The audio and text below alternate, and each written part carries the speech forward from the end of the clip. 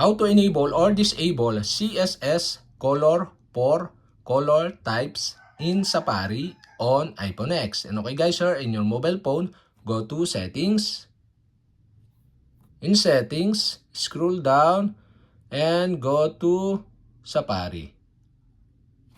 In Safari, scroll down again and below, you can see the Advanced. Okay, go to Advanced. In Advanced, you can see the experimental features. Okay, go to this. In experimental features, scroll down and you can see here the CSS Color for color types. And the CSS Color for color types is disabled.